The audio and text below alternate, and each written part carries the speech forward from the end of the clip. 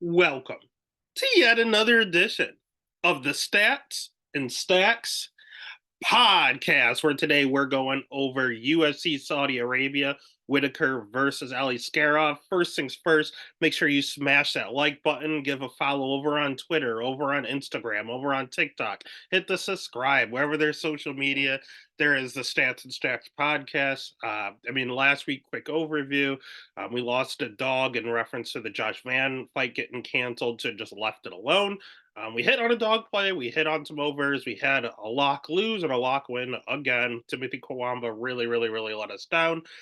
But at least we had our glory play hit high stand plus 900 on that sub. So we will take it. At the end of the day, profitable night, extremely profitable night just because of that one glory play. So we'll take it. We'll take our win and just go along and hopefully do better this go around. Some people are saying this is a tough card coming up. It is to an extent to pick winners, but in regards to bet, they're pretty clear spots which way you should bet. In regards to value, in regards to these 50-50 fights where both guys are durable, I'm taking a ton of overs this week. It is over city. You will not see a lot of finishes on this card. I'd be shocked if there were. So at the end of the day, it's all about how you bet, what you're betting on, and knowing styles make fights. So there are tricky ones again in regards to picking a winner, but we're picking winning bets, and let's show you how to do it. So we're going to go ahead and we're going to start with the very first fight of the night. Just as aforementioned, it's really picky, it's really tricky picking the winners. As the first one is lined as basically a pick 'em. We have the finals for Road to UFC this year. We have Long Zhao at minus 115 going up against Chang Ho Lee at minus 105. Over under set at 2.5. Over 2.5 is minus 210. Under 2.5 at plus 160. Let's start with Chang Ho Lee because he has slight plus money. He's only 9-1, so it's his 10th career fight, but he's 30 years old, so that's not terrible. He has pretty good jujitsu. His wrestling's okay. It's not good. It's not bad. He makes a lot of bad decisions with his throws and throws people on top of him. That's not a good look. He has good cardio, and that seems to be his calling card. He'll continually shoot takedowns. He'll do sloppy ones, spend some time on the ground, but eventually in that third round, as you're tired from stuffing all of his takedowns, he gets you down in the third when you're tired, and then he just ground and pounds you. He has a few wins early that are also all on the ground. Ground and pound finish in the third round with a minute left. Ground and pound finish in the first round. Ground and pound finish in the second round. He ground and pound finish in the third round. He just wears on. He wears on you. He takes you down, and he wants to finish you down there. That his jujitsu's okay. It's more of his top game is very good, and he hits decently hard, obviously, when he's in mount on top of you. It's not like he's a big submission threat, but he has good transitions on the ground and obviously really good ground and pound, considering that's how most of his wins are. His striking's okay. It's not good. It's not bad. It's serviceable. I don't know if it's necessarily UFC level, but I don't really consider his opponent UFC level either, so it's okay for this matchup. His IQ is a little questionable as well when he's down there. He just some of the throws he goes for aren't really like it. For instance, his last fight, he kept going for judo throws and he got stuffed on all three. Like at some point, just shoot a double leg or a single leg chain wrestle. Stop going for judo throws where you end up on your back. Like that's just not a good look. And again, he has 10 career fights, so that could be part of it. But yeah, he mostly just wants to move around and get you tired, and then eventually get that takedown, get mount, and ground and pound you. That's his whole game plan. On the other side, we have Zhao, who's only 26 years old, but has a lot more experience at 26 and 8. He's also fought better guys, considering he fought on Contender Series. He lost a close decision to Christian Quiones on the Contender Series. Now, Christian didn't go on to do much in the UFC, but at least he made it there. Again, he's 26 and 8, so he has a wealth of experience, over 30 career fights. And he has good striking. That's his bread and butter. So we have a striker versus grappler matchup here. His jujitsu's okay. I'd say it's on par with Lee's. And his takedown defense is pretty solid, showing an 80% takedown defense, and that's including the 3 fights in Road to UFC, as well as in the Contender Series. He throws a ton of volume, and he himself has pretty good cardio, so it's kind of hard to wear him out. He'll slow down a little bit in the last minute or two of the fight, but he has a solid 12 to 13 minutes of cardio. And to get to this matchup, he's beat nothing but grapplers. He fought a whole bunch of grapplers. So he fought the exact same archetype as Lee is bringing to him. Now, the first fight was a split decision. It wasn't easy. It was very, very close. It could have gone either way. They ended up giving it to Zhao. His next fight, he fought another grappler, and it was a very close fight. Ultimately, went to Zhao, so we could see a little bit of the same here. But he has pretty good scrambles when you get him down to the ground. Again, Lee likes to get on top, ground and pound you. Zhao has pretty good scrambles to get back up. And at the end of the day, um, I don't know. I'm just gonna. They've been going with striking and damage over any sort of control in wrestling, so I'm gonna go with the striker here. We're in Saudi Arabia. It's gonna be the first fight of the night. Crowd's gonna be a little amped up, probably a little restless, as someone just wants to lay on top of you the whole time. So the crowd's probably gonna be behind the striker. So that's the way I'm gonna lean, and it's a decent price tag, -115. It's basically a pick 'em. So the pick is gonna be Long Zhao. The bet's gonna be Long Zhao. No confidence whatsoever. You could also just do the over at -210. I know there's been a lot of finishes, but both these guys aren't the ones generally getting finished. And they both rely on their cardio. I probably like the over more. -210 is not the worst price tag. So the pick is going to be Long Zhao. Actually, the bet's going to be the over 2.5 or fight go to distance if you want any other extra juice. Next fight of the night, pretty greasy as well. We have, sorry, let me say it right. Magomed Gaziasulov at -310, going up against Bretson Ribeiro at +250. Over under set at 1.5. Over 1.5 plus 195. Under 1.5 at -260. Let's start with Magomed Gaziaslov. Sorry, I can never say this. Let's start with Magomed. He's 8-0 fighting out of Bahrain. I absolutely hate his picture, his little bow-legged self. I don't know what to do with that. But he's 30 years old.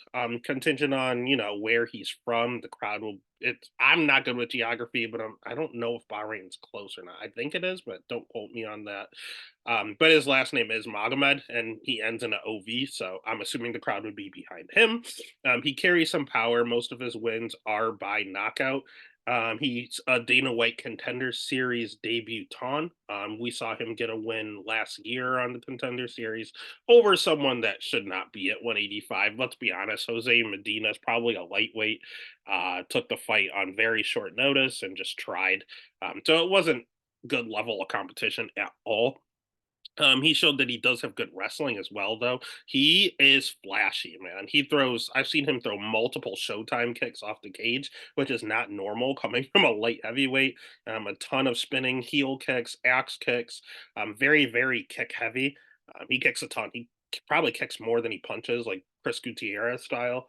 But so between him being undefeated, having decent power, being really flashy, good striking, all of that looks really good and definitely helps with the judges. He has pretty decent jujitsu. It's not good, it's not great, but he knows what's going on. He has a few chokes on his record. And again, he ends in an OV, and he showed that he does have a wrestling game as well. I've seen it multiple times. Again, he hasn't fought the greatest level of competition. 0-0, 0-2, 1-2, 0-3, 0-0, 2-1. Those aren't good fighters. He fought one guy in Brave, which is a pretty good regional scene, who is 11-4, and he got a decision. So he took a step up in competition and didn't get a quick finish. He got a decision. And in that, I will say he does have a propensity to slow down in his fights. He doesn't have the world's greatest cardio. He doesn't gas out, but he definitely does slow down quite a bit if you make him go to decision. But again, he can lean on that wrestling. We saw him get 6 takedowns in the Contender Series fight, and he went for 0 in round 1. So he got 6 takedowns in rounds 2 and 3. Like, the dude is decent wrestling, good striking, all around good fighter. Just very, very questionable level of competition. On the other side, we have Bredson Ribeiro, who is a consummate dog because he's not good at all either. He's very, very, very chinny. I will say I can't trust this guy at all. If he's ever a favorite, I'm fading. But I will say he does have some good qualities in him, especially for this matchup. First and foremost, he's only 27 years old. He's a younger fighter. He has a 6-inch reach advantage, which is very, very hefty, especially for someone that kicks a lot. You can hit him with the counter right, or sorry, just a counter overhand in general. And honestly, he has a decent amount of power, so he could put him out if he counters him correctly. He has really good jujitsu. He has a ton of submissions on his record and a very active guard. His wrestling's not the greatest, and he himself slows down in his fights that go a while. I also saw in regards to his takedown defense, he's one of these guys that don't sprawl. He just jumps guillotine right away. I don't like that at all. Especially fighting a someone with the last name with an OV, that's not good. And lastly, he's chinny. He's very chinny. When you look at his career record, he's 15-6. He got knocked out in his last fight in 1 minute. He got knocked out the fight before that. Got knocked out his loss before that. He lost a decision, which was nice. At least he survived. But he got choked out before that. Got choked out before that. He's an equal opportunist. You can finish this guy. Again, he has a ton of guillotines because he automatically goes guillotine instead of sprawling. That's his go-to. And his ground game's not bad. And if you are on the feet, he hits hard. He has a ton of knockouts on his record as well. Like the dude cracks. The problem is he can't take it. He cannot take a punch. If you hit him, he's going and not just going out, like he's going stiff. Like there is no recovering. He's done if you clip him. And if you take him down, he doesn't have the best cardio. So if he doesn't catch you in his submission, he will slow down in this fight and you can take over late. So ultimately, pick is going to be Magomed. I understand why he's a minus 310 favorite, but this could potentially be one of these Dana White Contender Series fades where they come in as big favorites and lose. I know Bredson's from Contender Series as well, but he at least has one fight in the UFC. It didn't last long. Got knocked out in 1 minute and 40 seconds by someone who also wasn't very good. But at the end of the day, at least he had that experience. It was in front of a crowd. He's just used to everything. So the pick is going to be Magomed, but if I'm betting anything, it's probably going to be the under. Probably the under 1.5. I don't see this lasting long. And if you want to get really crazy, and I'm talking crazy, not only can you bet Bredson, might be able to bet him by submission is plus 1,000. That might hit a glory play this week. I'm not too sure. Maybe I'm riding a little too high off the Brady High stand one, but plus 1,000 seems a little crazy for someone with so many wins on his record by submission and so many guillotines going against someone who does tend to wrestle if he can't knock you out quick. So I'm interested in it. Bredson has fought a lot of Russians before, fighting over at M1 Global, so he's used to that style. So I don't know. He's live. He's chinny as fuck. He might go out real quick, but he's live. So the pick is going to be Magomed. The bet's going to be the under. And if you want to get crazy, you can bet Bredson or Bredson by sub if you're getting absolutely nuts. Next fight of the night is another one that's very, very hard to call. I don't really know what to do with it. We have Muin Gafarov at minus 155 going up against Kang Ho Kang at plus 130 at Mr. Perfect. Over under set at 2.5, over 2.5 minus 190, under 2.5 at plus 145. Let's start with Muin because I like Muin a lot for absolutely no reason. To be honest, he's not that good. He's one of these crazy Tajikistan fighters. He's 28 years old, so he's in his prime, entering his prime. The crowd's going to be behind him for certain. He has good wrestling. He pressures you a ton. Like he doesn't have the greatest striking defense, but his striking defense is move forward. He just does nothing but go forward and throw wild, wild hooks and take down attempts. That's his entire strategy. Take you down or throw wild hooks. Meanwhile, going forward, doing both. Hook, hook, double leg. You don't get the double leg. He just lets go and starts throwing hooks, then goes for another double leg. That's all he fucking does. And I don't know why I like it. His jujitsu is okay. It's not good. It's not bad. It's serviceable. He's pretty durable. He's only been finished once, and that was by Saeed Nurmagomedov when he hit him with that really slick guillotine choke. But again, that's not like he went out there and got knocked out. He fought John Lineker, who's a power puncher. He got rocked by Chan Allinger, which doesn't look good. He also got rocked by John Castaneda, which doesn't look good. But he didn't go out either time, so he is proven to be durable, never knocked out. So at the end of the day, he's a pressure fighter. with decent wrestling, has fought a decent level of competition, but he's just not getting wins. And that's the problem. He gets another loss here, he might get cut. So how does he go about this fight? I don't know, because Kai Ho Kang, or Mr. Perfect, will just say, is the definition of a generalist. He has okay jujitsu, he has okay striking.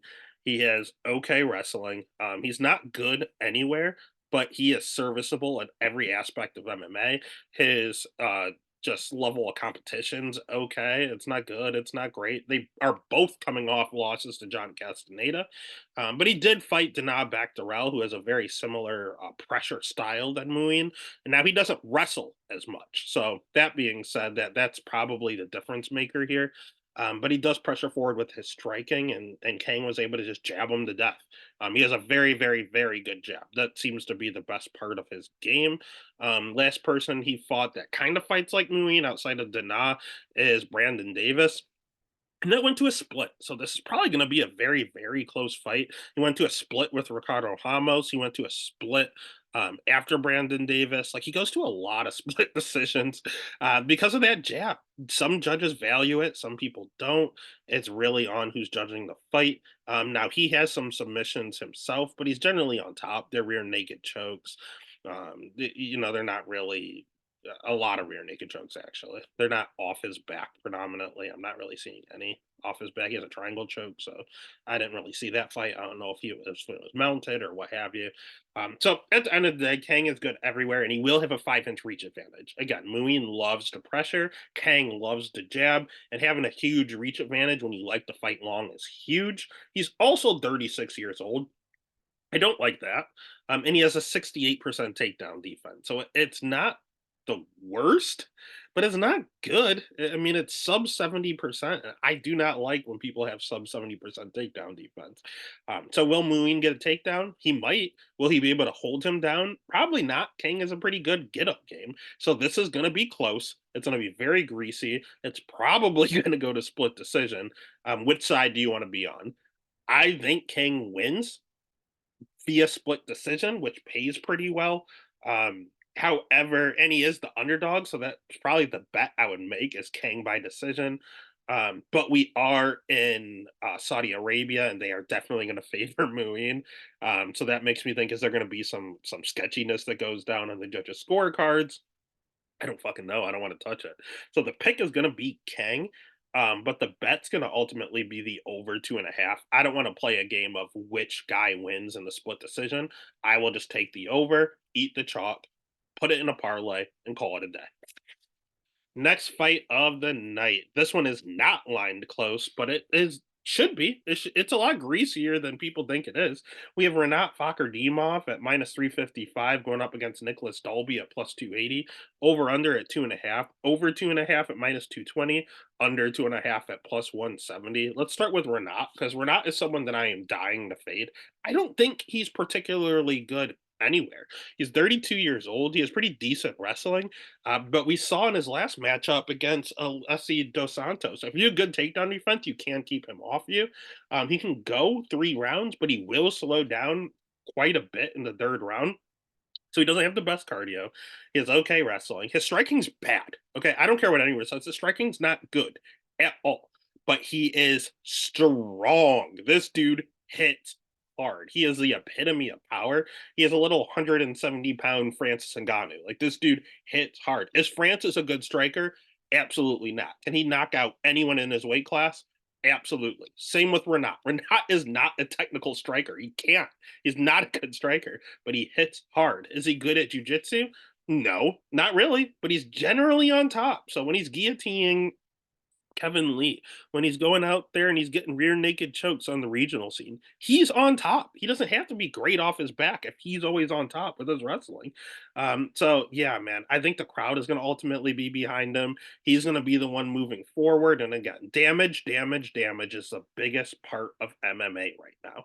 On the other side, we have Nicholas Dalby, who I don't know what to do with. I can't get Nicholas Dalby right to save my life.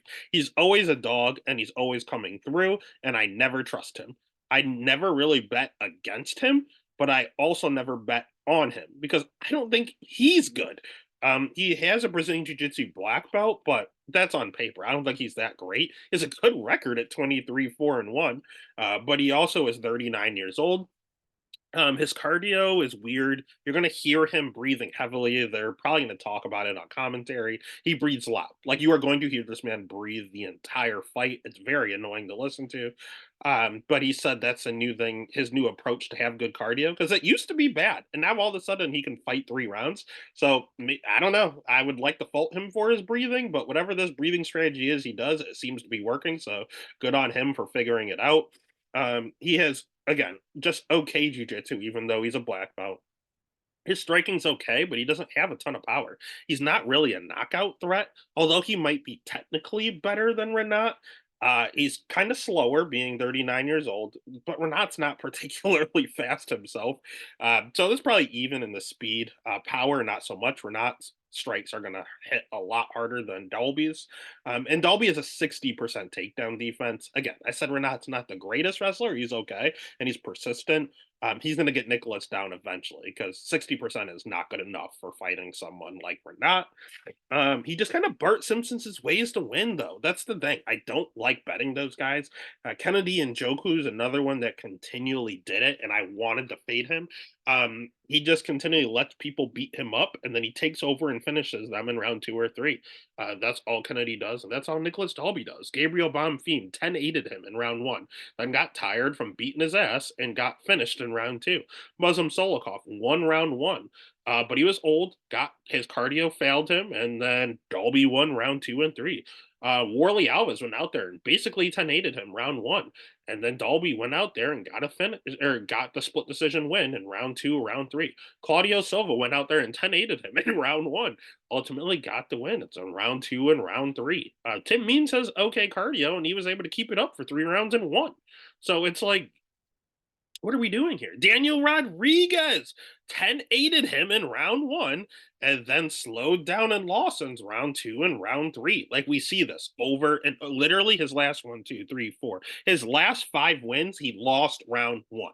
He does not win round 1. He's a slow starter and he wants you to beat his ass so you get tired. Once you get tired, he's going to start doing his stupid breathing thing and then he's going to come back and he's going to beat you. This is what he does. And he's always a big dog. He's always like plus 800 after round 1, and you want to pull the trigger, but you can't because he sucks, and you just watch him get his ass beat. Then he comes back and wins. It's the most annoying thing in the world. I hate Nicholas Dalby. He's 39 years old. He can't keep doing this. And with that age, he keeps getting chin checked. Muslim chin checked him. Gabriel Bonfim chin checked him. And we have a no contest from Jesse Ronson because he was on the sauce. But he club and subbed him. He dropped him really badly. He had no idea where he was. Like we see him rocked all the fucking time. He's just never been knocked out, but he has no idea where he is in half these fights in round 1. He always gets clipped. So I don't know. This just smells like the exact same thing we saw against Bonfim. He went to Bonfim's hometown, got absolutely killed round 1, got taken down 3 times in round 1, got decimated on the ground, but he survived and then he dominated against someone with suspect cardio in round 2. Now he's going to Renat's hometown, and Renat is someone that dominates with wrestling and has a tendency to get tired. This could be Dolby this is the same fight all over again, but I'm not trusting it. I cannot bet Nicholas Dolby. I don't want to bet against him, especially at minus 355. So the pick is going to be Renat. Do I want to touch this fight? Fuck no. I really don't want to touch it at all. What I'd probably do is hope that this time he finally just goes out in round 1 because we're not hit so fucking hard. Like, I can't emphasize how hard he hits. This might be the time Dolby goes out. And if Dolby does do his rope-a-dope thing and Bart Simpson's his way to a win, hopefully he does it like he did against Bonfim and finishes him round 2. Because the under 2.5 is plus 170. So the only way I'm touching this fight is trying to get value. So the pick is going to be Renat. The bet's going to be the under 2.5 and try to cover myself on both ends. Next fight of the night is another close one, but the line isn't right. We have Nazareth Hackpress at minus 240 going up against Jared Gordon at plus 195. Over under set at 2.5.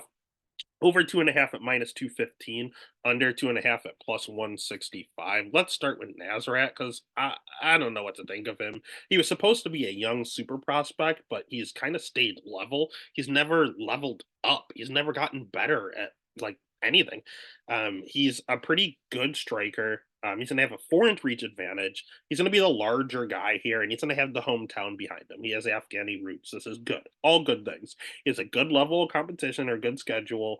He throws a ton of volume. We saw him land 171 strikes against Landon Quiones. He has decent cardio. He'll go for a hard 3 rounds, and he's rocking an 80% takedown defense. His jiu-jitsu is not great. It's probably the weakest part of his game. But he likes to counter a lot. But if you're not giving him enough, he will throw first. He's a good striker. He's good everywhere, man. He's a good fighter. He's just never going to be world champ like you were hoping he would be when he came onto the scene as like a 22-year-old kid. He never got any better. He's going to always be a number 15 guy. If you can be a top 15 guy, you have to be able to beat Nazareth at press. Otherwise, he is going to be number 15 for the rest of his life. He'll never beat anyone better than a top 15 guy, and he'll never lose to anyone that doesn't deserve to be ranked in the top 15. On the other side, we have Jared Gordon, who is pretty close to that top 15 line, but I just don't think he's quite there.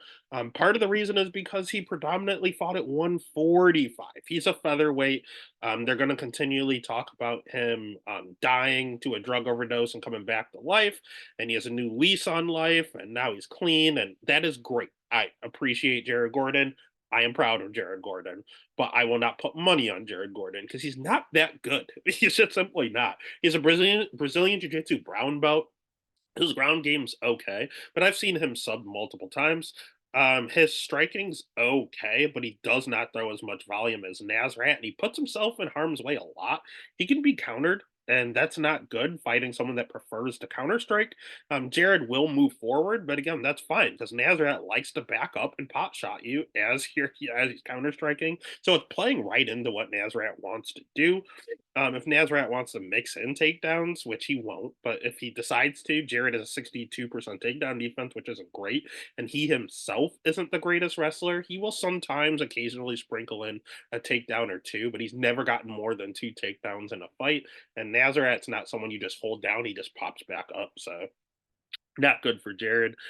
Jared, I've seen have good cardio, and I've seen him slow down. You never know what version you're going to get.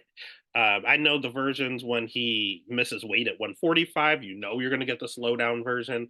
But at 155, sometimes it looks good, sometimes it looks bad. I really don't know. The biggest knock on Jared Gordon is his chin. It's not good. It is not good at all. He gets chin checked all the time. Bobby Green knocked him out after a headbutt. I'll give him that. And the thing with him is his level of competition's good. Actually, he fought better guys than Nazareth, but he didn't beat any of them. And in regards to his wins in the UFC, no one good. Everyone's either 40 years old and retired or just bad. Mark Madsen retired after their fight. We have Leonardo Santos was 40, and Mark Madsen was 40 himself, by the way. Joe Selecki is god awful. We just saw him, and that was a split decision that I thought Jared Gordon lost. I had money on Jared Gordon. I bet Jared Gordon. I was pumped Jared Gordon got the decision, but he should not have. Danny Chavez has since retired. Chris Fishgold, I think, is fighting bare knuckle, I want to say. Don't quote me on that. I think Dan Moret is retired as well. Like none of these guys he's beaten are in the UFC, and Joe Selecki should be cut. And none of them are still fighting MMA. Like that's a little concerning. On the other side, he has a ton of losses, but they're the good people. Like, why did they let him fight Diego Ferreira? He's a killer. Joaquim Silva's okay. Charles Oliveira's a former champ. Grant Dawson's a killer. Paddy Pimblett's not good. Paddy Pimblett's not good. And he took an L. Like, I know people thought Jared Gordon won that fight. It should not have been that close. Like, Paddy Pimblett is not good. So Jared's never going to beat anyone good, and he only beats people that are very, very bad. Nazareth is a gatekeeper at 15. What do we have here? That's why I think this fight is going to be close. And a lot of people are pointing to the fact that, well, Jared can win this fight because Dan Hooker, who is an Australian striker, took down Nazareth at press 3 times. What I want to remind everyone is that Nazareth and Dan Hooker both had to cut weight on a plane. If you guys don't remember, they were having like visa issues or something like that, and they didn't think the fight was going on. And then they're like, actually, we can do it. Can you guys make it on a week's notice? And they both made weight, cutting weight on a fucking airplane. And Nazareth Akbar's mom died the week of the fight. He had a lot of stuff going on. He didn't train for Dan Hooker to come out and wrestle fuck him. That's not what he trained for. And he was so distracted between his fight getting canceled and put back on, him flying across the country on a week, or flying across the world on a week's notice, and the death of his mother. That's a lot to go through. So I am 100% giving him a pass there. Otherwise, he fought people like Rafa Garcia, who are good wrestlers, and was able to keep the fight standing and piece him up. And that's what I see here. So the pick is going to be Nazareth. The bet's going to be Nazareth, but don't be surprised if this is another close one and it could potentially go to a split. I would play with the over 2.5. But Jared Gordon's chin is so bad, I don't know what to say. So I'll go ahead and just pick Nazareth, and I'll end up betting Nazareth half price. All right, next fight of the night is another wild one because it has changed as of an hour ago or something like that. I just, or sorry, let's switch it up. Let's switch it up. Let's go to Johnny Walker first. You know what? No, screw it. Let's do the one that just changed because I don't have a lot to say. We have Shara Magomedov now going up against Antonio Tricoli. Tricoli is the one that was supposed to fight Ikaram last week when Ikaram got switched to this card. Let's start with Shara Magomedov because Shara is not good. It's fake. He looks crazy. He looks like a Bond villain, and I'm pretty sure he just got signed to be a villain in a movie in America, and he's getting sent over here pretty soon. But he's 30 years old. And part of the reason he looks like a Bond villain is because he has one eye. The dude has literally one eye, red flag number one. The crowd is going to be 110% behind him. This is one of their guys. He will have the crowd advantage. He throws a ton of volume. He hits decently hard. He's very kick heavy and flashy, like even more so than the Magomedov earlier. This dude kicks a ton. He's really a really good counter striker, and he seemingly has good cardio. The thing is, all of that is in relation to striking.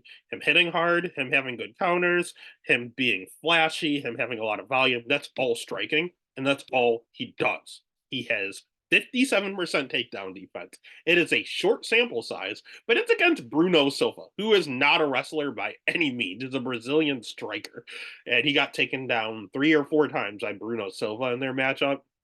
Not a good look. Also, again, one eye. I don't like betting on guys that can't see. That's probably not great. And his level of competition is god awful. Bruno Silva, cool. But he fought someone that was 7-6, 21-5, and this guy was a little sketchy himself. 16-4, I'll give him that win. 27-21's not great. 14-5, 9-2. Their records, like, how should I say, the records look okay, but they're also fighting cans. It's just a lot of just inflated records fighting inflated records. That's what we have here. And he's predominantly a Muay Thai striker. He's only fighting MMA because he wants to make money. That's the literal only reason. He kind of reminds me of, we saw Robles or Dog and Pass podcast called it. I was going to say it. They already did. Robles to Spain was a great striker, but no ground game and no wrestling. Cesar Almeida, great striker, no ground game, no wrestling. Shara's the exact same thing. When he fights a wrestler, he's fucked. Good news is he's fighting Antonio Tricoli, who is predominantly 175 or 170 pounder. Went up to middleweight and then went up to light heavyweight, I believe, for his. They don't even have him on here yet on Tapology. He's definitely fighting Antonio Tricoli. We'll see if the fight even happens. I know he fought it. I want to say he fought at 205 on his Contender Series fight. Either way, he popped for the juice. We haven't seen him since. They tried to kill him by giving him, God, who did they try to have him fight? Ikaram, his last fight. Fight before that, they also tried to kill him. They tried to have him fight Omar C. Omar C, we saw, would have absolutely decimated him. He's a very good Brazilian Jiu-Jitsu practitioner. His claim to fame is being the current boyfriend of Mackenzie Dern, so I already want him to get knocked out. So all the fanboys of Mackenzie Dern are going to be pissed that this is the dude that's stopping them from being with Mackenzie Dern. It's Antonio Tricoli. He's not good. I remember him getting knocked out by Diego Lima. That's not a good look. Again, at 170, he's not a good fighter. He is a jiu-jitsu practitioner who is fighting MMA because that's where the money is. He's not a great striker. He's very, very chinny. Takedown defense is not great at all. None of that matters with Shara because he's not going to wrestle at all. And I just don't recall how good Antonio's offensive wrestling is. His defensive wrestling is so bad that everyone just took him down, and he was fine with it because he's a jiu-jitsu guy. He loves playing off his back. If he can take Shara down, Shara is screwed because Shara does not have a good get-up game. He has no urgency to get on his feet. He wants to throw punches and elbows from his back. Terrible, terrible, terrible strategy. Tricoli will sub him with ease. If Tricoli has to stay on the feet because he can't wrestle, Shara is going to knock him out. It's not even going to be relatively competitive on the feet. So we have striker versus grappler, and I have no idea if the grappler can wrestle. So at the end of the day, I'm just going to take the under, whatever that is. It's probably going to be juiced, and that's if the line even comes out, because who knows if this fight's going to happen. Tricoli's taking it on 3 days' notice. So the pick is going to be Shara. The bet is going to be the under, but let's just wait and see if this fight even happens. Next fight of the night. We're into our main card. Again, we're starting with Johnny Walker at -1. Actually, the line has moved a little. Johnny Walker was -108, and Volkan Ozdemir was at -112 the last time I took a look. Over under at 1.5, over 1.5 -165, under 1.5 at +130. Let's start with Johnny Weirdo. I don't think Walker's that good. People like Walker. I don't, man. He has a 7-inch reach advantage. I like that. He's 32 and has a ton of power. I like that. He has really good striking. I like that. His jujitsu's underrated. He's not that bad on the ground, to be quite frank with you. He's huge for the weight class. He doesn't really wrestle at all, so that's interesting. It's predominantly on the feet. He has a pretty good level of competition, fighting Corey Anderson, fighting Magomed Ankalaev twice, Paul Craig, Anthony Smith, Ian Cutelaba, Jamal Hill, Thiago Santos. Like these are Ryan's man. Nikita Krylov. God, he's fought some really, really, really good people. And again, has a ton of power. He's very kick heavy himself. It's the card of kickers, apparently. My thing is he needs space. If you get in his face and you pressure him, he kind of panics. He does not react well to getting hit. And one of the ways he doesn't react well is by getting knocked out. Dude gets chin checked all the time. Got knocked out in his last fight. Fight before that was the no contest, which was an illegal knee. It was, but it also was a knockout. Nikita Krylov decisioned him. Who saw that coming? Because he had pretty bad takedown defense. We didn't know that. Corey Anderson knocked him out, and he's a wrestler. He got knocked out by Enrique Silva before that in Jungle Fight. Got knocked out by Wagner Prado before that. The dude has 8 losses, and I think, and 6 of them are by knockout. Dude's chinny. Dude is the definition of a glass cannon. If he hits you, you go out. If you touch him, he goes out. And again, you have to work past that reach advantage. He's really big. He's really long. He's really lanky. He has a ton of kicks. And he has bad cardio. That's the other thing. He gasses out in all of his fights. Now he's been training with SBG Ireland, and they ringed him in a ton. But that kind of loses some of his ability. Like they told him to relax, not throw as much, and that's how he was getting all of his knockout wins. If he stays too patient, eventually someone's going to get in close and they're going to catch him. So he needs to find that middle ground where he can go absolutely crazy and land the flashy stuff and put you out. But not gas himself out doing it. But just not doing anything isn't the way for Johnny Walker to win. On the other side, we have Volkan, who I think is a little overrated. He's 34 years old. He himself has good striking, pretty we'll see. His nickname is No Time, and he looks huge. He kind of has power. He doesn't. Other times, it's hit or miss. You never know if he's going to knock you out or not. Sometimes it looks like he's Ngannou. Sometimes it looks like he's Cody Stamen. Like he has pillow fists or he has crazy knockout power. You never really know. He himself, it's not that he's chinny, but he did get rocked by Nikita Krylov. He got knocked out by Yuri Prohaska, which I mean happens. He got knocked out by DC on the ground, so it was ground and pound. So it is what it is. But it's striker versus striker. He himself is good striker, kind of good power. 80% takedown defense. So that's another thing. Johnny Walker's not the greatest wrestler. If he decided he wanted to try to, it's not going to work. He himself has fought a good level of competition, fighting for the world title, so that's pretty decent. And a former champion in Yuri, so I'll give him that. His jiu-jitsu is not great at all. It's pretty bad. Johnny Walker is definitely the better jiu-jitsu practitioner, but again, it's probably going to be on the feet.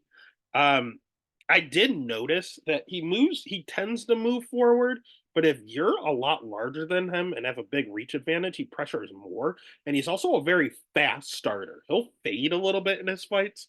Again, his cardio is not great. He has 3 rounds in him, but he slows down for sure in round 3. But round 1, he usually comes out like a bat out of hell. Like he always fights well in the first. He fought Yuri well in the first. He fought Alexander Rakic good well in the first. He fought Bogdan, finished him in the first. Nikita Krylov almost finished him in the first, and he gassed himself out trying to finish him. So that's the other thing. He looked good against Magomed Ankalaev in the first round is going to go to Ozdemir. It truly is. And then that leaves you round 2. That could sway. It could go Walker's way, and it's probably going to be a pick 'em in round 3 if it's still there. Because Walker has a bad chin. If he swarms Walker, a round 1 knockout by Ozdemir is live. It's just, does he hit that hard? I really don't think he hits as hard as people think, but I think Walker's chin may be that bad. He's chinny, man. So the pick is going to be Ozdemir. The bet is going to be Ozdemir. Or you could play it safe and just take the under. That's probably the right thing to do. Under 1.5 is plus money at plus 130. If you want to juice it up, take that alt line at under 2.5. Great value. And I think that's the way it ends. So the pick is going to be Ozdemir, and I'm actually going to go ahead and take that under 2.5 and do it that way. Next fight of the night, we have absolute fireworks. This is probably my favorite fight of the card, which sounds weird. I am a, you know what? No. Sorry, I'm a fight early. I'm too juiced for that fight. It's Kelvin Gastelum minus 250, Daniel Rodriguez at plus 205. This is not the fight I was mentioning. Over 2.5 minus 260, under 2.5 plus 195. Let's start with Kelvin. Um, Give me 1 second. I actually think we lost a fight. Did we lose Philippe? Did we lose Philippe? Or did I go over it by accident? Because this card has been going crazy with all of these substitutions and everyone dropping out. Where is he? Yeah, I don't see it, but I also, oh, here it is. I definitely went over it. I went over it a lot earlier. So you know what? Let me just hop back on that one. Let's go to it. Let's hop back to it. We have Philippe Lima plus 105 going up against Muhammad Naimov at minus 120. Over under set at 1.5. Over 1.5 minus 205. Under 1.5 plus 155. Yeah, let's just go with the one I'm excited for. We have Muhammad Naimov, who I don't think is very good. He's going to have the crowd behind him, most likely. Another Tajikistan fighter, 29 years old. He doesn't have power per se. He's just very, very strong. His striking's okay. His wrestling is okay offensively, but defensively is rocking a 57% takedown defense. He's very, very strong and counters well, but he's very, very slow and hittable. His jujitsu's okay. It's not great. And he fouls a lot, man. Everyone's going to talk about his last fight against or not his last fight, the fight before that against Nathaniel Wood, where he was grabbing the cage and he was low blowing him and he was grabbing the gloves, but he was cheating in the contender series fight as well against Colin England. He was grabbing the cage left and right. So this dude is known to grab the cage. And if you have 57% takedown defense, I understand why. I don't know, man. He has a ton of knockouts on his win. He hits decently hard and a decent level of striking. It's just Jamie Malarkey was beating the absolute shit out of him, and then he caught him because Jamie is a chinny fighter. Nathaniel Wood rocked him uh, and almost finished him in round 3. And Nathaniel Wood is a 135 pounder. Eric Silva blew his knee out in 40 seconds into the fight, so we really didn't see it. Colin England is a god awful fighter, and he was able to decision him. as Naimov slowed down. He trains in elevation, but his cardio's not that great, man. He slows down in a ton of his fights. He fought Landon Quiones, who has 0 wins in the UFC right now, and he won by split decision. And that was Landon Quiones in 2019, where he was like 19 years old. Like he was not old at all. So that was very, very concerning. Like, I don't know, man. I just think this guy's a fraud. He doesn't have any great wins on his record. The best win he has on his record is Jamie. Yeah. Best win he has on his record is either Jamie Malarkey, who is known for having one of the worst chins in the UFC, or Nathaniel Wood, who was a full weight class below him. And those were both close fights. He was losing in both of those. So I don't know. I just am not a Naimov believer. Unlike his opponent in Felipe Lima, I love this kid. Like, I'm pegging this kid as potential top 5 guy of the future. The kid is good. The dude is the current Octagon champion, which is a really good regional scene. He's really young. He's only 26 years old, so he's about to enter his prime. He trains at All Stars, so he's training over with Hamza primarily. He is really good jujitsu. Very, very active guard. Very, very active on top. Is always fishing for submissions. His wrestling's pretty decent and pretty persistent. But if he doesn't want to get the takedown, he can strike with you. He's a good striker. He doesn't have a ton of power, but it's very, very clean, very, very technical, as they all are. Over at All Stars, very, very boxing heavy. Decent level of competition. He lost his very, very first fight and then has not lost since. He is on a 12 fight win streak. Um, Great jujitsu, okay wrestling, good striking, good cardio. He can strike, but he prefers to grapple, which is good because that's what tires Naimov out. Um, this is the problem I have. I have 2 problems. I think Lima's the better fighter, and again, I'm pegging him as a top 5 guy in the weight class in years to come. I believe in Felipe Lima. The problem with Felipe Lima is that he's a tiny bantamweight. He seems to be smaller than everyone he's fighting at 135, which is concerning because he's taking this fight on short notice at 145. He is a small bantamweight that's going to take on a 145 pounder. There's going to be essentially 2 weight classes between these 2 men, and Felipe Lima is taking this on short notice. We also haven't seen him fight in a year since he won his Octagon title. So one guy is much better. Felipe Lima is not even close. Is probably the better striker. He's definitely the better jiu-jitsu practitioner, and honestly, is probably the better wrestler. He is the better cardio. He's everything is better. But Naimov is a massive 145 pounder, and Lima's a small 135 pounder. It's going to look at least 2, if not 3 weight classes apart. So, do you trust the talent or do you trust the size? Size matters. I understand Naimov being the favorite, but give me plus money on the better fighter. Yeah, I'm going to take that all day. So the pick is going to be Felipe Lima. The bet's going to be Felipe Lima. Keep your eye out on this kid. Size matters, but talent rules all. I love this kid. I think he's good. And then that's going to take us to the actual fight we should have been talking about, which is Calvin Gastelum minus 250 going up against Daniel Rodriguez at plus 205. Over 2.5 at minus 260, under 2.5 at plus 195. Let's start with Calvin. Calvin's gonna go back down to 170 again. It did not work against Sean Brady, but Sean Brady is a very, very good fighter, top of the food chain. Calvin Gastelum is good striking, great level of competition. I mean, he fought for the middleweight title for fuck's sake. He has okay jujitsu. It's not good. It's not bad. It's serviceable. His cardio is okay. It looks pretty good, honestly. His cardio, even though he's a little chunky, even at 170, he still has a weird body. His cardio checks out. Awfully durable. It's never been knocked out. Again, really good schedule. Just make sure you watch the weigh-ins. We don't know what he's going to look like at 170. If he's completely gassed out at 170, be careful. He can go out there and he can outstrike you. We've seen him win against Chris Curtis. It was a little questionable with that round 2 headbutt, but we've seen him win at striking matchup multiple times. We saw him go tit for tat with Izzy Adesanya for the title. We've also seen him go wrestle heavy, fighting Ian Heinisch and taking him down 6 times. So he can do whichever he wants. He can put on a singlet or he can go out there and scrap, whatever he wants to do. Okay, power. It is what it is, especially knocking people out at middleweight. That's impressive.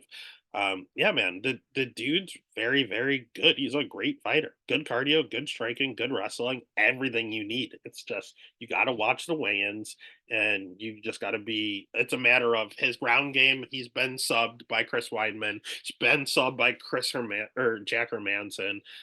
He's been subbed by Sean Brady. If he's fighting a great jiu-jitsu practitioner, that's usually his kryptonite, or if you just bully him like Jared Cannonier or Whittaker because you're just too big and too technical. But good losses. I mean, losing to Sean Brady, he's a top 5 guy at welterweight. Jared Cannonier's a top 10 guy at middleweight. Robert Whittaker is a top 3 guy at middleweight. Jack Hermanson's a top 5 guy at middleweight. Israel Adesanya is a top 5 guy at middleweight. Like, these guys are good. Chris Weidman's a former champ. Those are his losses. Neil Magny lost a split decision. Tyron Woodley lost a split decision. He's literally only lost to champions and top 5 guys. Like, you have to be top 5 or a champion to beat Kelvin Gastelum. D-Rod is not. D-Rod is 37 years old. He will have a 2.5-inch reach advantage, which is super nice. But I don't know, man. He's just not it. He has good striking. He has a ton of volume, but he is slowing down. His level of competition is not great by any means. And when he did take steps up against Ian Machado Gary, he got knocked out.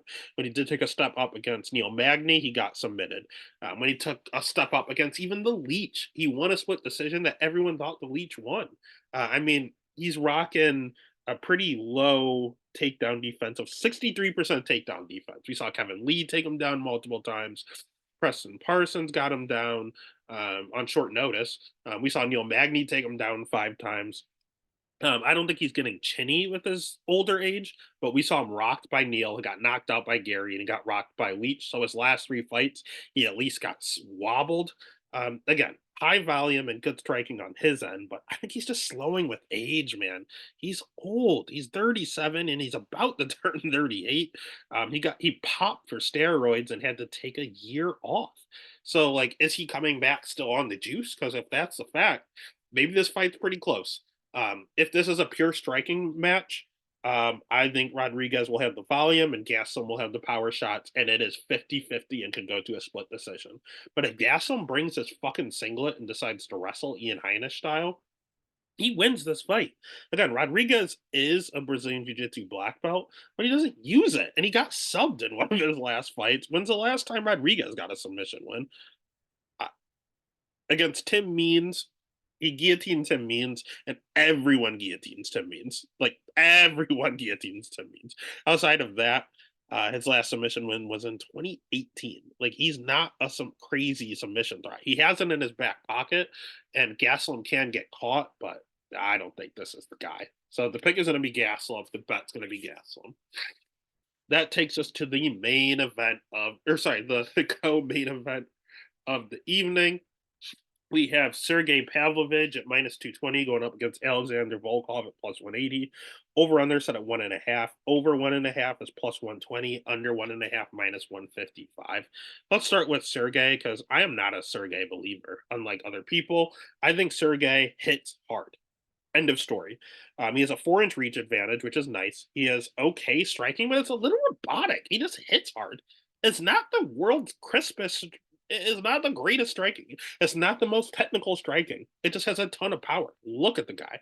He has decent takedown defense. Round 1. He has some wrestling in his back pocket. He's not the world's worst wrestler. The problem with Sergey is that he has really bad jujitsu. And if you do get him down, he has no answer. And he has very bad cardio. If he doesn't put you out round 1, he's really slow round 2, and he has completely cooked round 3. He does not have 15 minutes of cardio. It's going to show he has a ton of volume and really high volume rate. That's because he takes everyone out, and his fights last 3 minutes. You can swing like crazy in 3 minutes, but if they don't go away and they don't fuck off, he's in trouble. Tom Aspinall, he clipped Tom Aspinall hard.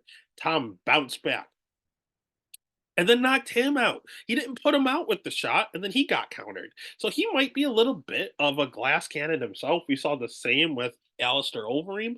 He hit Overeem and somehow Overeem survived. And when he did survive, he literally tripped him down to the ground and beat the shit out of him because he had no idea what to do on the ground. If you hit this guy, you can put him out. He's a little bit of a glass cannon, and it's mainly also because of his cardio. His cardio is not good. Look at it. His last fight lasted 1 minute. Fight before that, 3 minutes. Fight before that, 54 seconds, 55 seconds, 4 minutes, 2 minutes, 1 minute. He had one go to the very end of the first round, and he lost because he was tired. 2 minutes. He does have one. Sorry, he has three decision wins on his record against very, very low level competition. So I don't know, man. There's not much to say about Pavlovich outside of he hits hard. On the other side, we have Volkov, who's 35 years old, so he's getting older. He's showing his age a little bit. He seems to be slowing down just a touch, but he's still a good striker, probably the better striker here. Just doesn't hit too hard. He was always a really, really like tall, lanky string beanie type of fighter, and then eventually got a little weight put on him, which made him a little slower and a little more hittable. But he's getting a little more power and hitting harder, so it is what it is. Not as hard as Pavlovich, but it's a trade off. He is the better striking. He has bad 73% takedown defense. With the weight, his takedown defense has gotten better. It's still not great at 73%. He's the better jiu-jitsu in this matchup, hands down, but he's not going to offensively wrestle at all. This is going to be a striking fight. He's going to have high volume as well. He has good cardio. I've seen him slow a little bit in some of his fights as of late, as he put on that weight to bulk up, but it's still much better than Pavlovich, not even close. And he counters very well, which is big. Pavlovich has the reach advantage, which shocked me, but Volkov definitely has the crisper striking, more technical. And if Pavlovich just bull rushes him like he bull rushes everyone else and knocks them out in 50 seconds, if Volkov just moves to the side and counters him, we can see it continually. And that's what Tom Aspinall did. Tom Aspinall won off of knockout, off of a counter. Volkov also has a lot of body kicks, which is going to wear on Pavlovich's gas tank. And these guys, and the biggest thing here are that these guys are friends, and that's concerning. I don't like that Volkov said he didn't want to fight Pavlovich. I don't know if that was fear or out of respect. But the last time Pavlovich fought a teammate, it was Shamil, and that was his longest UFC fight, going 4 minutes. Maybe it's he didn't have that killer instinct because it was his friend. Volkov's going to be the same ordeal. These guys are friends. They were taking pictures at the airport together. So I'm flirting with that over 1.5 at plus 120. I could see that happening, but Volkov may just not be able to make it that long. So at the end of the day, I think I'm going to have to take Volkov at plus 190. Hope that Sergey's not an absolute killer because it's his buddy. And then hope that Volkov takes over late. So the pick is going to be. And the last thing is Volkov has been knocked out before, but he beat the absolute dog shit out of Derek Lewis. And then he got caught with literally 10 seconds left in the fight. And Derek Lewis can put anyone out, so no shame. But there was a whole 14 minutes and 50 seconds of that fight where he was not hurt and he was cruising. And he got hit in there. He just took it. Outside of the Derek Lewis fight, who hits just as hard as Sergey, he got knocked out one other time back in 2013. So he's been knocked out twice in his entire career at heavyweight. The dude has a chin. And I think he's going to have to put that on display here. So the pick is going to be Volkov. The bet is Volkov. And that takes us to the main event. If you haven't already, hit the subscribe, give a follow over on Twitter, Instagram, TikTok, wherever there's social media. Here's the Stats and Stacks podcast. We have Robert Whittaker at minus 150. We'll never see those odds again. Going up against Ikram Aliskerov at plus 125. Over under at 2.5. Over 2.5 minus 155. Under 2.5 at plus 120. Let's start with Ikram because I don't believe in Ikram. He is a good wrestler. He's 31 years old. He has bad striking, but a ton of power. Like his striking's not that great. You're going to see that he knocked out Wolry Alves. You're going to see that he knocked out Phil Hawes. Well, Phil Hawes was piecing him up before he knocked him out, and Phil Hawes has historically the worst chin in middleweight history. And Warley Alves is a welterweight. So those are his two UFC wins. Yeah, he looks great going out there and getting first round knockouts against someone who was cut from the promotion because his chin was that bad, and someone who's about to retire and was fighting up a weight class. Like, what are we really judging here? Outside of that, I mean, Mario Souza's awful. No Sean Burrell, that was a very close fight, and No Sean rocked him. And that's what concerns me. Phil Hawes rocked him. There's no Sean Burrell watching that fight, rocked him. And Dennis Talulian is not a good fighter at all. Went 3 rounds with him. That's concerning. Hamzat Chimaev knocked him out. He might be low key chinny. He's just fighting such bad level of competition that you don't. I mean, 3-0, 4-0, 9-4, 3-3, 1-1, like 1-4, 4-2. These guys aren't great. It's like, yeah, he has a shiny 15-1 record, but he's beating up low level middleweights that have been cut, fighting old welterweights. He's fighting people that have one win in the UFC. He's fighting people that have poor records. Like, it's just, he's not that good. He's a little overhyped. And his cardio's not that great. I saw him in some of these decision wins. I needed to see how his cardio was. He didn't gas, but he definitely slowed down. And this is a 5 round fight. That's not good. Now he will have the crowd behind him, and although he doesn't have great striking, he does hit hard. I can't take that away from him. And that's very, very important. You have a 2 inch reach advantage here. So although he's not the better striker, he probably hits harder. And that's important because that is Robert Whittaker would go down as the best middleweight of all time if he had a chin, one of the best middleweights of all time if he had a chin. He's still going to go down as a top 3, top 4 middleweight all time. But if he had a chin, he'd be 1 or 2. But he doesn't. He just simply doesn't. He's 33 years old. And we talked about Ikram beating welterweights. Robert is a former welterweight, so there's that. And he's just all of his losses are by knockout. Driscus, he was absolutely piecing up Driscus, and then Driscus caught him once, and he never recovered, and ultimately got taken down and then knocked out. Israel Adesanya, I thought he won the second fight. It is what it is. It was very boring. I can see it either way. The first fight, it was a very close fight with Izzy on the feet, but ultimately he got caught with a check left hook and got put out. Stephen Thompson knocked him out. Court McGee, that's a weird loss, but that was also back in 2013. So yeah, we've seen him in the UFC. All of his losses outside of the Israel Adesanya rematch, where I thought he won, was a knockout. His chin's not good. Paulo Costa, we saw him chin chop into the stinky leg. Marvin Vittori, he pieced up. Kelvin Gastelum, he pieced up. Jared Cannonier, he pieced up. Darren Till caught him. So we've seen him caught even in some of these wins. Now, outside of his chin, there is nothing wrong with Robert Whittaker. Robert Whittaker is good jiu-jitsu. Robert Whittaker has world-class cardio. He can go a hard 25 minutes. He's fought the who's who's. He has lost to DDP, the current champ, Israel, the former champ. He fought Yoel Romero, an Olympic wrestler. He fought Ronaldo Souza, Derek Brunson, Uriah Hall. He's fighting Stephen Wonderboy, Paulo Costa, Marvin Vittori, Jared Cannonier. If you are a top 5 middleweight and you're not named Sean Strickland, Robert Whittaker has literally beaten you. Like, hands down, he's beaten you. He has great cardio, great striking. That's the best part of his game. He blitzes a lot. He'll jab you, he'll jab you, he'll bounce on the outside and then blitz in with some wild stuff. Has a very, very sneaky head kick. He throws the same lead leg head kick from when he's using his jab. He'll jab you, and then he'll jab and throw a head kick at basically the same time, and it catches people all the fucking time. And he himself will sprinkle in takedowns here and there if he needs to steal a round. Really high fight IQ. 82% takedown defense. If you take him down, you have to work for it. Yeah, dude's good everywhere. So he's the better striker than Ikram. Ikram's the better wrestler. I'll give him that. But Rob, you're not going to hold him down. And his 82% takedown defense is very hard to get him down. Jiu-jitsu wise is a wash. Cardio wise, not even close, Rob. Striking wise, not even close, Rob. Schedule wise, not even close, Rob. It's just that he's chinny. Can Ikram catch him?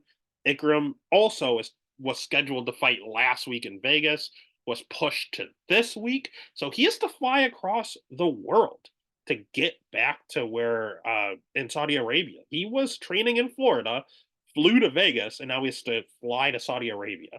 Meanwhile, Rob has been in that side of the country or that side of the world for weeks. I think he flew out 3 weeks or 4 weeks early and had his last part of his training camp there. So he's been there, he's acclimated, he's ready to go. Rob's the better fighter. His chin scares me for every single fight. But if you're not a champion, you don't beat Rob Whittaker. So at minus 150, can't pass it. The pick is going to be Rob Whittaker. The bet's going to be the Reaper, Robert Whittaker. And don't be surprised if he knocks him out. I think a late knockout is very, very live. And that is UFC Saudi Arabia, Whittaker versus Aliskerov. I'm just determined to hit two of these locks for the love of God. Glory plays, there's going to be split decisions galore. I'm gonna ultimately play like four split decisions, and I do like that Ribeiro by sub. I might be the only one on that, but I think it's very live. It's gonna be a crazy card, a lot of overs, but the fight card's early. Don't forget that prelims start at like noon Eastern, so make sure you don't miss any of the action. Have fun, enjoy all the fights, win money, and then go blow it all at the end of the night. Let's get it.